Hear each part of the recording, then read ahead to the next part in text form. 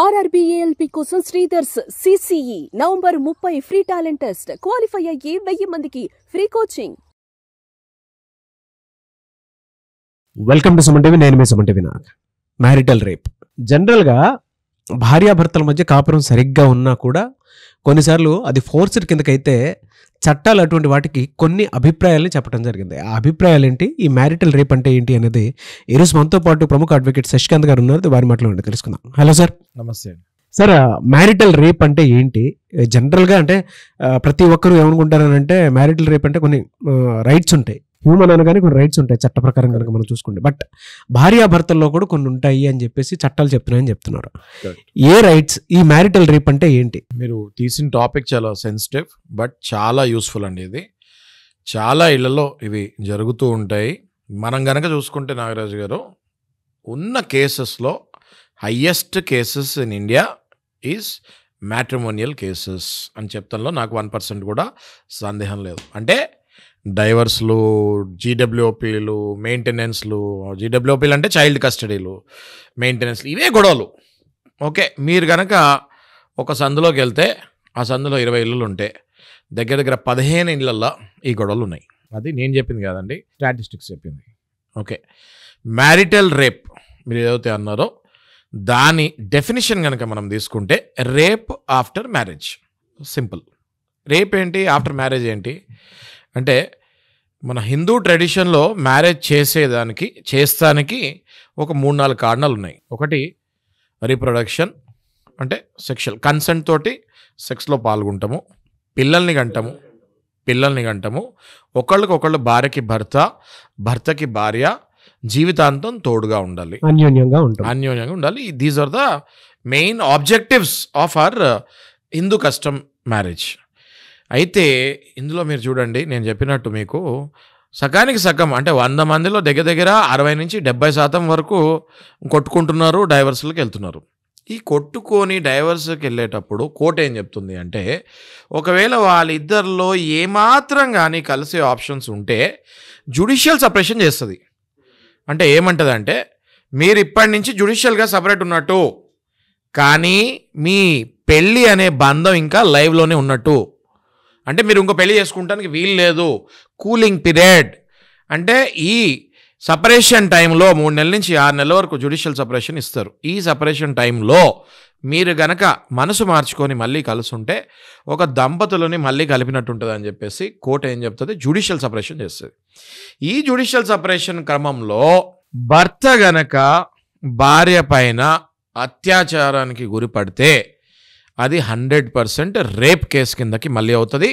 Section 67 of BNS ఏం చెప్తుంది అంటే, మ్యారేజ్ అయిన తర్వాత కూడా జ్యుడిషియల్ సపరేషన్లో ఉన్నప్పుడు కానీ, ఏదైనా గొడవల్లో ఉన్నప్పుడు కానీ భర్త లైంగికంగా భార్యని ఫోర్స్ చేస్తే, అంటే నో అనిన తర్వాత కూడా సెక్స్లో పాల్గొంటే 100% అది రేప్ కిందకు వస్తుంది.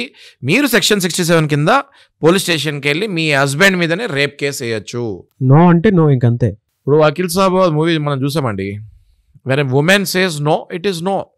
మీరు ఇంకా గట్టిగా మాట్లాడితే జ్యుడిషియల్ సపరేషన్ కూడా లేదు, భార్యాభర్త కలిసే ఉన్నారు, అన్యోన్యంగానే ఉన్నారు. ఆ రోజు భార్య ఏదో టెన్షన్లో ఉంది, ఏదో కొన్ని సమస్యల వల్ల టెన్షన్లో ఉంది, భర్త ఫోర్స్ఫుల్ చేసి లైంగికంగా దింపితే భార్య ఒకవేళ దాన్ని రేప్ కింద కన్సిడర్ చేసి సెక్షన్ 67 కిందకి వెళ్ళి, నాకు ఇలా ఉన్నప్పుడు కూడా నేను వద్దన్నా కూడా ఆయన బలవంతంగా నన్ను రేప్ చేశారంటే దాన్ని కూడా రేపుకి తీసుకునే ఛాన్సెస్ గట్టిగా ఉన్నాయి. ఏ సెక్షన్ సార్ అది? సెక్షన్ 67 ఆఫ్ బిఎన్ఎస్ అండి నాగరాజు. మొత్తం ఏం చెప్తుంది సార్ అది? సెక్షన్ 67 ఆఫ్ బిఎన్ఎస్ ఏం చెప్తుంది అంటే, మ్యారీడ్ కపుల్ మ్యారేజ్ అయిన తర్వాత కూడా గొడవల వల్ల ఒకవేళ కోర్టు మెట్లు ఎక్కితే జడ్జి గారు మీకు జ్యుడిషియల్ సపరేషన్ కనుక ఇచ్చి ఒక 6 నెలలు కూలింగ్ పీరియడ్ కనుక ఇచ్చి, మీరు ఒకవేళ మైండ్ మార్చుకుంటే మళ్ళీ కలిసి ఉంటారేమో అనుకొని జ్యుడిషియల్ సపరేషన్లో పెడితే, ఆ జ్యుడిషియల్ సపరేషన్లో హస్బెండ్ వెళ్ళి వైఫ్ మీద బలవంతం లైంగికంగా పాల్గొంటే 100% దాన్ని రేప్ కింద కన్సిడర్ చేస్తారని సెక్షన్ 67 ఆఫ్ బిఎన్ఎస్ చెప్తుంది. సరే, ఒకే గదుల్లో ఉంటారు భార్యాభర్తలు, దాన్ని ఎలా మనం అంటే ఇదే జరిగింది, ఇది రేప్ కేసు అని మనం ఎలా నిర్ధారణకు వచ్చేస్తాము? ఎందుకంటే 4 గదుల్లో జరిగి వాళ్ళిద్దరి మధ్య తెలుసు. మేబీ ఒకళ్ళు ఫేక్ ఏమో, ఒకళ్ళు కావాలని చేస్తున్నారేమో, చెప్పలేము కదా. కరెక్ట్. నేను అందుకే ఏం చెప్తున్నా అంటే ఒక్కటే గదిలో ఉన్నప్పుడు జ్యుడిషియల్ సపరేషన్ అప్పుడు కంపల్సరీ భర్త కానీ భార్య కానీ వాళ్ళ ఇంట్లో వల్ల ఒక వ్యక్తిని తెచ్చుకొని ఇంట్లో పెట్టుకోవాలి. ఈ జ్యుడిషియల్ సపరేషన్లో ఆ వ్యక్తే ఈ హస్బెండ్ కనుక వచ్చి ఫోర్స్ చేస్తే ఆయన మీకు సాక్ష్యం లాగా పనికొస్తారు. కాదు సార్, వాళ్ళు డోర్ లాక్ చేసుకొని గొడవ పడుతూ ఉంటారు, ఇంకోటి ఏదో చేస్తూ ఉంటారు. అది ఎట్లా ప్రూవ్ చేస్తామంటాను నేను. 100% ప్రూవ్ చేయొచ్చు. ఎలా? ఒకవేళ అమ్మాయి వాళ్ళ తల్లిని తెచ్చుకొని ఉంచుకున్నారు అనుకోండి ఇంట్లో, ఈ జ్యుడిషియల్ సపరేషన్ టైంలో మీరు డోర్ నాక్ చేసుకొని లోపల గొడవ పడుతూ ఉంటే ఆ తల్లికి అర్థం కాదా ఏం జరుగుతుందో అక్కడ?